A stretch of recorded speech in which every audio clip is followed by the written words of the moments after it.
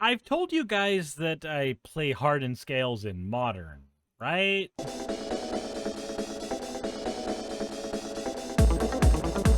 I was not expecting this to be a thing that I built today. In fact, actually, I had a different deck planned for today, but instead, you guys are going to have to deal with me gushing about my favorite deck to play in Modern. And this is not a Modern deck. This is a deck based entirely off of my Modern deck, much like how my Felix 5 Boots deck is a version of the decks I play in Pioneer glued together. This is a Commander version for $15 of a deck that I play in Modern that I enjoy a ton. So today, you're going to have to deal with me talking about Zabaz the Glimmerwasp. Zabaz the Glimmerwasp is a 1-mana colorless commander. That's right, you can play this on turn 1 100% of the time. This guy is a beast. He has Modular 1, and if a Modular triggered ability would cause one or more 1/1 counters to go onto a creature you control, you add an extra 1/1 counter on top of that. You can also pay red mana to blow up an artifact you control, and white mana to give him flying until end of turn. Now, a couple things to get out of the way first. One of them is very personal, and the other one is just a thing you're going to have to know about playing this deck. The one for playing this deck is how Modular works. It is the entire crux of how this deck functions. So Modular is 2 abilities glued into one, a static ability and a triggered ability. That means that when a Modular creature enters the battlefield, a static ability grants that creature 1/1 counters equal to its Modular level, and then it has a triggered ability that happens when it dies. This specificity is important because when you look at how Modular is worded for Zabaz, it sounds like he would give you a 1/1 counter when other creatures enter the battlefield, as well as when they get their 1/1 counters because creatures died, but that is not the case. Zabaz can only see the triggered half of Modular, which is the dies trigger. This is because if Modular creatures had 2 triggered abilities, one that gave them 1/1 counters when they entered the battlefield, they would actually die based on state-based actions, because state-based actions always happen before triggers do. This is why if a card like Fleshbag Marauder touches the battlefield and it has -2/2 from an opponent's Elish Norn, you actually have to sacrifice an extra creature on top of the Fleshbag Marauder because it can no longer see itself as a valid target. State-based actions have taken care of that for him. Now for the more personal one, I've actually had the argument with other people who have played Scales in Modern about whether or not red mana is important and white mana is important when playing Scales. It's been an interesting thing when you have that theory crafting session with people at a Modern tournament, when you have to explain to them that sometimes making a wasp jam his legs into you while flying is in fact a powerful win condition when your opponent isn't playing a Murktide region, and blowing up your own artifacts with Zabaz is an alternate way to make the deck go off when you can't get your Arcbound Ravager. And since we are playing a budget version of the deck, we will also not be playing an Arcbound Ravager, which is normally the namesake of these kinds of decks. We will have to make do without. So to help us make do without Arcbound Ravager, let's go ahead and talk about the Modular Boys, all of the Arcbound and Arcbound adjacent creatures who are going to be helping us through this deck's exercise, beginning with Arcbound Shikari. This creature gets a 1/1 counter onto all of your creatures who have Modular when it drops onto the battlefield. Well, really it just adds it onto all of your artifact creatures, but that basically means all of your Modular creatures. It also has Modular 2. Then we have the Arcbound Slasher, which has Modular 4 and Riot, Arcbound Mauser with Modular 1 and Lifelink, Arcbound Tracker with Menace and Modular 2, Arcbound Prototype with just Modular 2, Arcbound Whelp with Flying, Fire Breathing and Modular 2, Arcbound Javelinier with a very interesting ability that can snipe creatures out of the air. Giving this guy Death Touch is really, really funny. And also, of course, he's got Modular 1. Arcbound Stinger and Arcbound Worker both have Modular 1, but the Stinger has flying, and Arcbound Slith has Modular 1 and the ability to give himself extra 1/1 counters when he gets handsy with other people's faces. And if you want to get some overcosted old Arcbound creatures, Bruiser, Hybrid, and Lancer are here at the top of our mana end. But we also have two other special Arcbound creatures we have to talk about. One is the Scrapyard Recombiner, which can be used to dig through our deck for any construct creature and put it into our hand. Our deck is actually running 8 constructs, so you should always have something in the deck that you can dig out with this. And then there is the Iron Apprentice, which does not say the word modular, but effectively has all of the wording of the modular cards. Now, at first you'd wonder, why wouldn't this card just say modular like every other card, until you realize a couple of issues. One, it came out in Kamigawa, so this is a set that did not feature the modular mechanic. Modular is a mechanic that is tied to Mirrodin, so only when we get stuff from Mirrodin or throwbacks to Mirrodin's past do we get to see the modular mechanic. So, Iron Apprentice, being on a plane that did not include this mechanic, is one half of the issue. The other half, though, is that because it did appear on that plane, this is actually a more powerful version of modular. Iron Apprentice, unlike creatures like Arcbound Worker, can throw its 1/1 counters onto any creature, irrespective of whether or not it is an artifact creature. This means Iron Apprentice is actually stronger than almost every other modular creature in our deck, because he can operate as a filter point to hand our counters over to something like, say, a Sun Titan and make that thing huge and thick as fuck. But of course, now we have to address the elephant in the room, and that is the fact that modular creatures die a lot. It is the entire point of the deck. You want modular creatures to touch the graveyard more than I'm asking you to touch grass instead of watching my Magic the Gathering channel. So, how are we going to solve that problem? Well, we can actually fix 2 problems in the deck at once by adding in a huge reanimation and recursion section to the deck. Now, the first and obvious problem this fixes is the fact that modular creatures need to die. Having a lot of reanimation cards allows us to recur those creatures. However, the other problem we run into is that we are in the unfortunate color combination of Boros, and historically, Boros is really bad at drawing cards. Now, obviously, if you want to get into the expensive cards, you can make Boros decks draw a lot of cards out really fast by throwing in cards like Archivist of Alm and cards like Esper Sentinel, also known as Ristic Buddy. But since we are running a hyper budget deck with a $15 budget to our name, we need to add in lots of looting effects, cards that let us discard cards to draw, which we'll get into when we get to the draw section.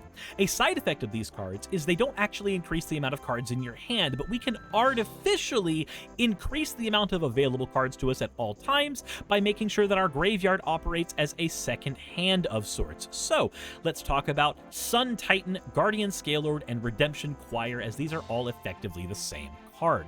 Each of these reanimates any non-land permanent from our, well, any permanent from our graveyard, non-land permanent in the event of it being Guardian Scalelord, but these animate these cards anytime they touch the battlefield or swing. Redemption Choir has a bit of a side effect of needing lots of different power levels on the board to operate, but we throw 1/1 counters on the board everywhere, so this should be pretty easy for us to fulfill. These can repeatedly get us our modular cards back from the graveyard without having to spend any mana on them, and in the event of Guardian Scalelord, this can even add extra 1/1 counters to our creatures because of how the backup mechanic works, while also making sure that we have access to more reanimation. Tashar Ancestor's Apostle is another way to reanimate cards pretty easily, as anytime we cast a historic spell, which is a legendary saga or an enchant or a artifact, we get to reanimate any creature with mana value 3 or less, which is most of the creatures in our deck. Tashar does this with all 37 of our deck's artifacts. We can also sacrifice artifacts with Scrap Welder in order to get creatures from the graveyard back to the battlefield. Scrap Trawler can also see creatures being sacrificed in order to grab creatures to your hand from the graveyard very, very quickly. Recommission can be cast to get any of these artifacts with mana value 3 or less and throw them onto the battlefield with a 1/1 counter to boot, and Sevinne's Reclamation can get lots of creatures back from the graveyard to the battlefield because it's got flashback and also can grab multiple cards when we flash it back. Speaking of reanimating multiple cards, Wake the Past can get all of our artifacts from the graveyard onto the battlefield and give them haste, which is perfect because anytime our artifacts swing and die, their modular counters transfer over to other cards on our board. So we don't care how often these guys die, I'm going to be perfectly honest.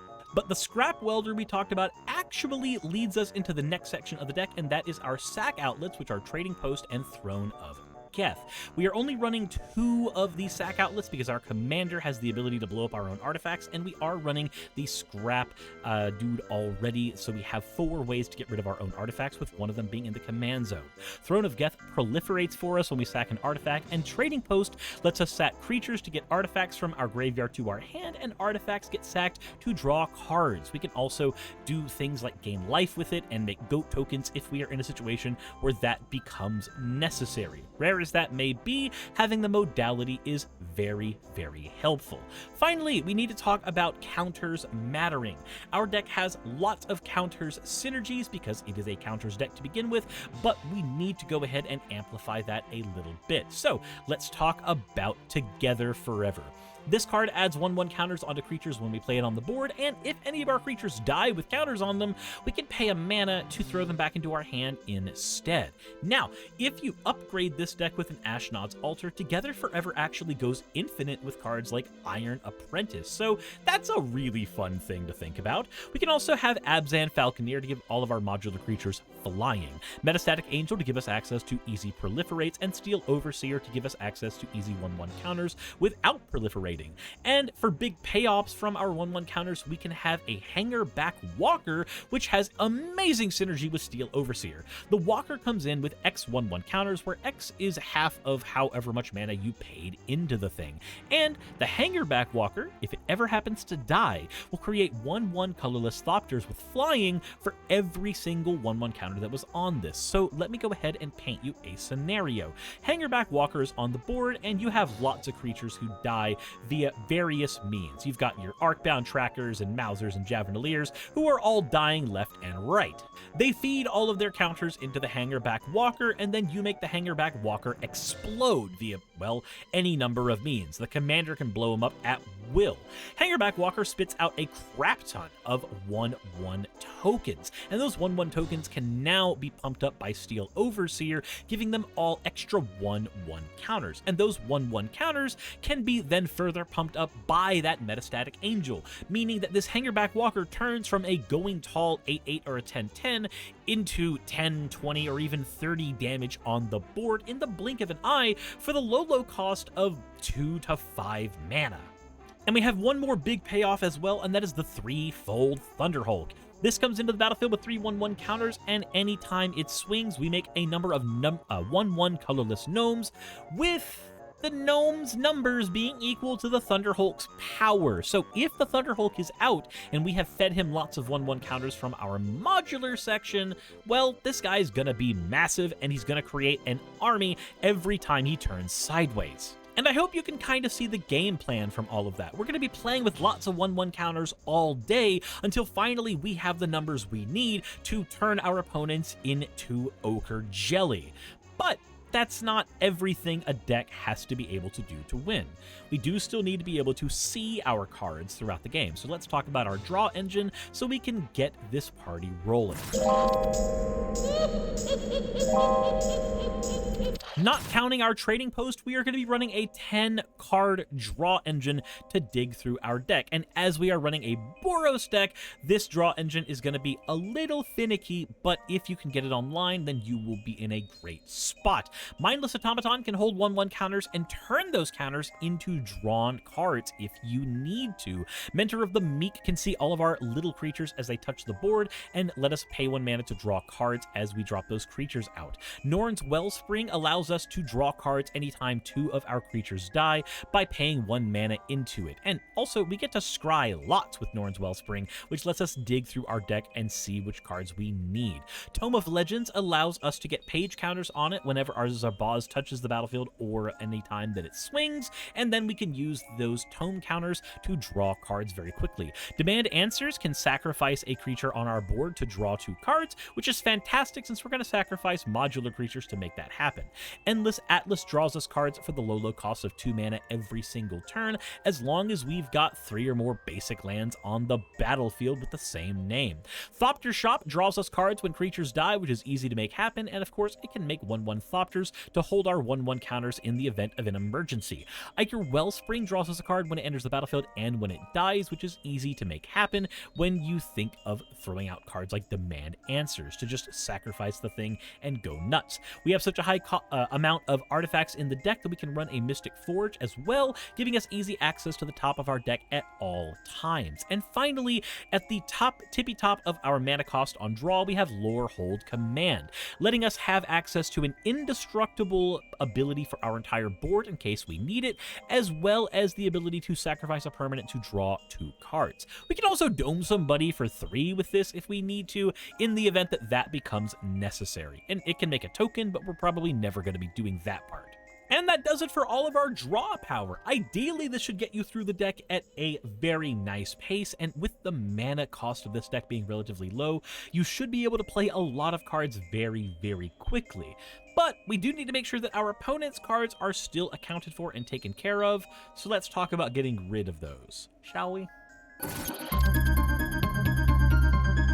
Because we are so focused on the modular package, we do have to make cuts somewhere, so we are going to be running 9 removal pieces and a couple of board wipes. Lower than I would like, but it is necessary for the kind of deck we are running. So, to make up for this, all of our removal is very, very hyper-modal. Make Your Move gets rid of creatures, artifacts, or enchantments. Reduce to Memory can get rid of any non-land permanent. And at 5 cents, why wasn't I running this in every budget deck with white to begin with?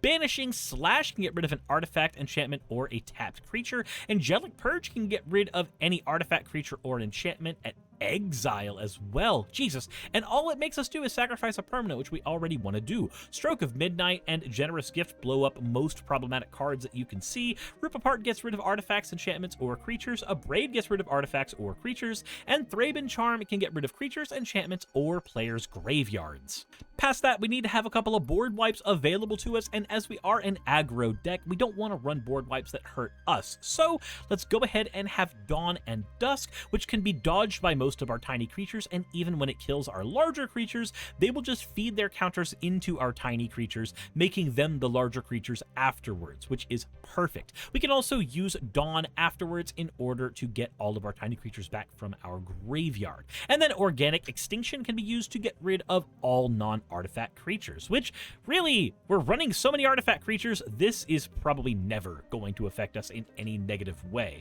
We can tap artifacts to pay for the cost of this spell as well, which is fantastic for making sure that this is not an overcosted card for us. Ideally, this should mean that our opponents are low on resources when they are trying to get their footing while we're punching them in the nutsacks repeatedly with a little wasp. So let's go ahead and get into the next section, which is how we're going to ramp into all of our cards. Let's talk about that.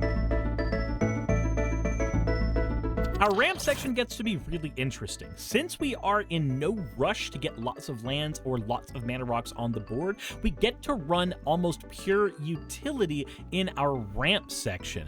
Our Glass of the Lost gives us another way to recur cards from our graveyard to the battlefield while also being a mana rock. Wayfarer's Bauble and Charitable Levy give us the safest kind of mana ramp that throws things right onto the battlefield from the deck so that we don't have to worry about them getting killed later. Slagstone Refinery sees all the sacking we are doing throughout the game and makes us Power Stone tokens in order to pay for more artifacts later as we do so. Spicytech Wellspring isn't a ramp card per se, but it does grab lands from the deck and is an easy sacrifice target for things like Zabaz and Throne of Geth. Unstable Obelisk is another fantastic card, and I'm so happy that people like Trinket Mage are starting to talk about this card more and more. Unstable Obelisk lets us blow up problematic permanents later in the game when we don't need it as a mana mana rock, and if we have 7 mana available, we don't need this as a mana rock anymore. Solemn Simulacrum is an easy include here, as it gives us great benefits for killing it later, since it draws us cards when it dies and gives us lands when it comes onto the battlefield.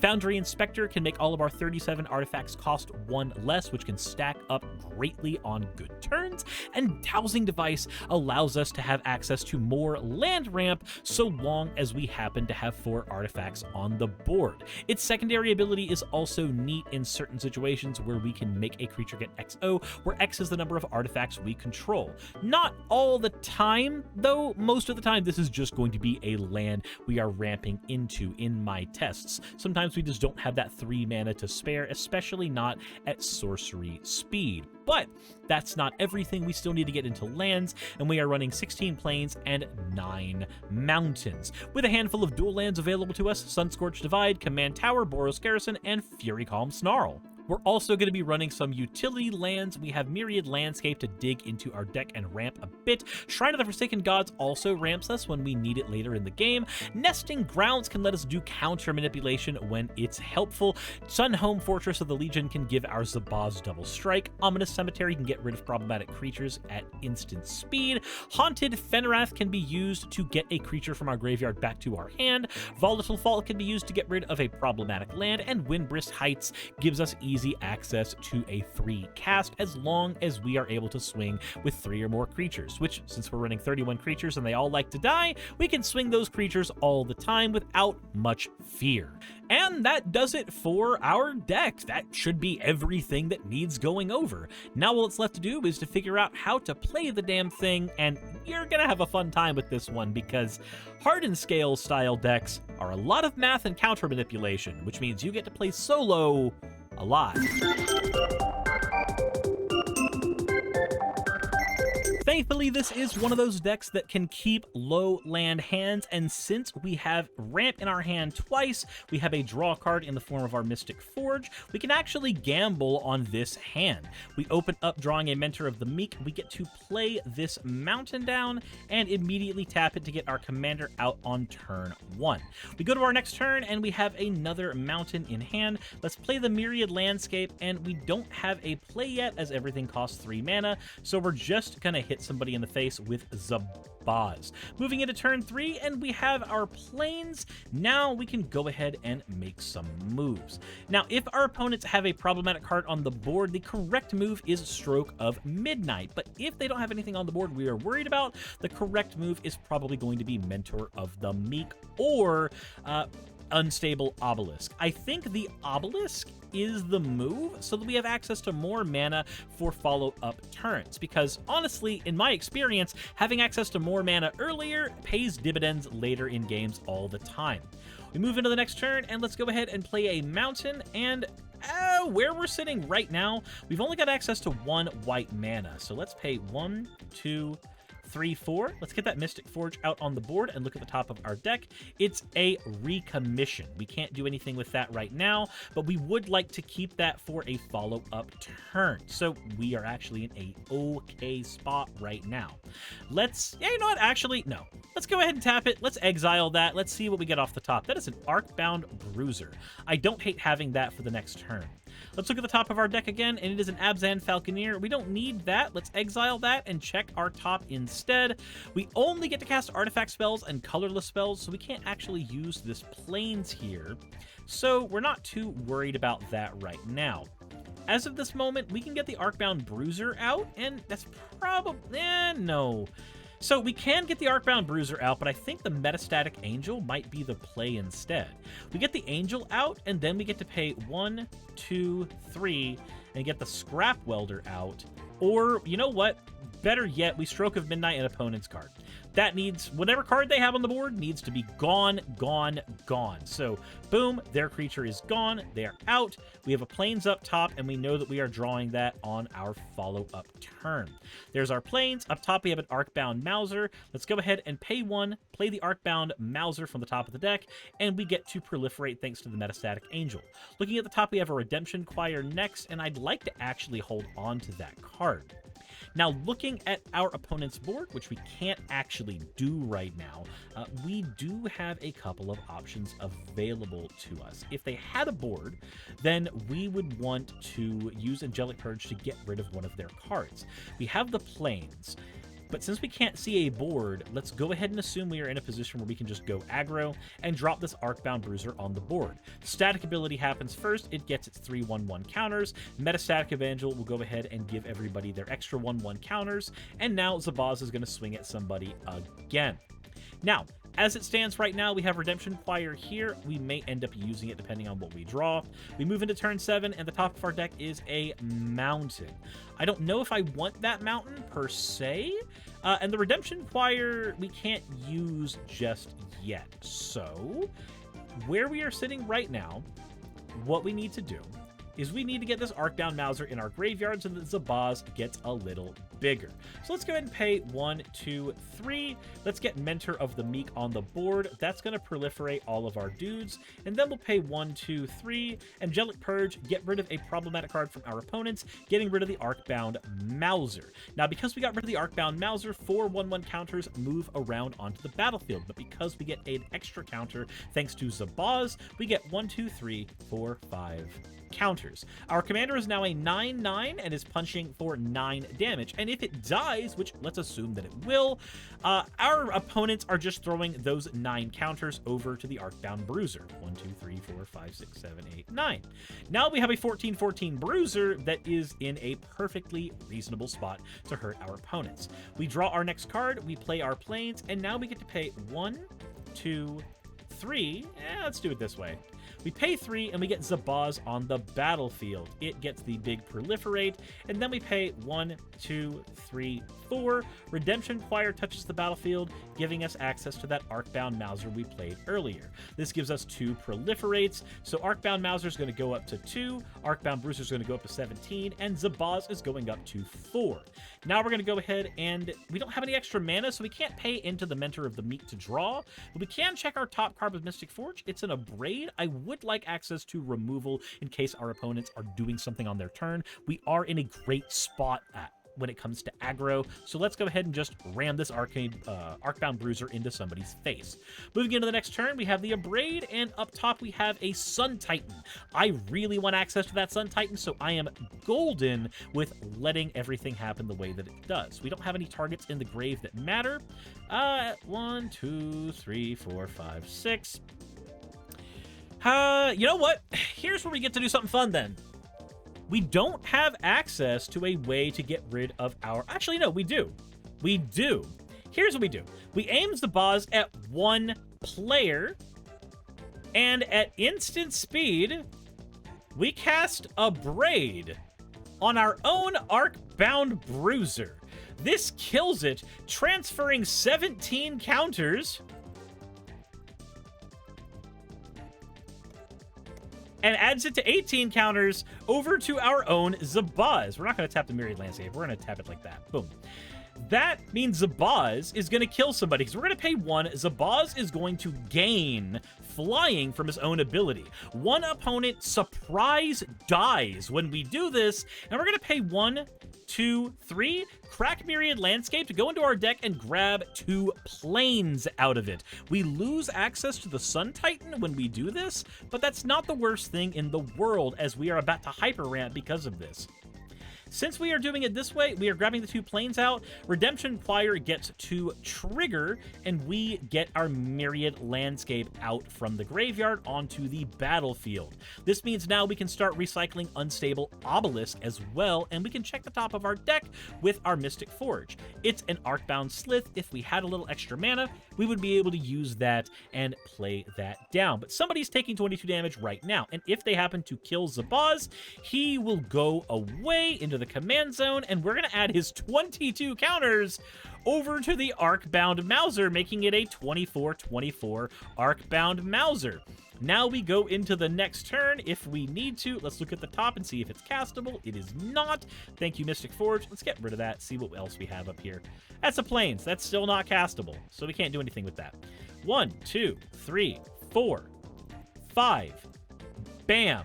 Zabaz is out on the board. And he has 2/1/1 counters because of our proliferate. He's an itty bitty boy, so we can tap the unstable obelisk to draw a card and recheck our top card. Top card is a Slagstone Refinery. We don't have the mana for that, but when we swing with the Redemption Choir and our Arcbound Mauser, we can crack the Myriad Landscape to get 2 more planes out of the deck and then replay the Myriad Landscape when we do that. We get to keep on doing this every turn, by the way, threatening our opponents with larger and larger creatures while also making certain that our board is getting thicker and thicker. And we still haven't played a land for turn, so fuck it, we'll just go ahead and play our planes. That's a land for turn. And looking up here, the Shrine of the Forsaken Gods, that is not really helpful right now. Sorry, Mystic Forge. We can't do anything with that. Player has taken lots of damage here. In the event that they do manage to kill the Arcbound Mauser, we just move its counters over to the Zabaz. The only real option would be to board wipe us at this point. And if we were playing a full power version of the deck, then an Ozolith would be sitting back here protecting us from those board wipes. But as we are not in that game, let's go ahead and check the top of our deck. That's a Steel Overseer. That's perfectly castable, and that gives us a 1/1 counter onto each of our creatures, thanks to Metastatic Angel. Look at the top, we have a Together Forever. I want to keep that. And actually, you know what? We can keep that, because we can just get it to our hand, thanks to our Mentor of the Meek. Let's look at the top of our deck. It is a Reduce to Memory, another card I would like to keep to get rid of problematic cards. Let's go ahead and play Together Forever out. And yeah, this is where you're typing in the comment section reminding me that I could have blown up my own card without a Braid by using Zabaz's ability. And this is where I remind you, I'm an idiot. But we've got lots of numbers on the board to fuck around with, honestly. Do we really want the Reduce to Memory? Let's pretend we don't. Just for a second, just to see what's up top. Ooh, Hangerback Walker. 1, 2, 3, 4, 5, 6. Yeah, Hangerback Walker. Coming out with 3/1/1 counters and then causing the proliferation effect from our Metastatic Angel. And since we don't have any cards to get back with our Redemption Choir, very, very sad, we're just going to go ahead and swing with Zabaz and our Arcbound Mauser. And of course, if they block the Zabaz, then the Arcbound deals 28. But if they don't block the Arcbound, if they block the Arcbound, we just sack the Arcbound with Zabaz. And then we get all of its counters over to Zabaz. And now that Arcbound is free to be summoned with our Redemption Choir.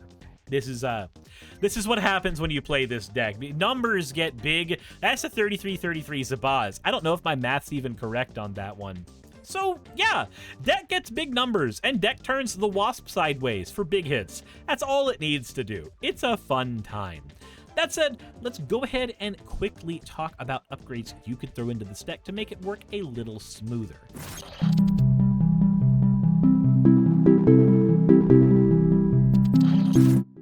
This is where I give my quick reminder to all of you that if you like my $15 decks, one, you can support my channel by going to Patreon, or also, you know, just subscribing to the channel. Those things help.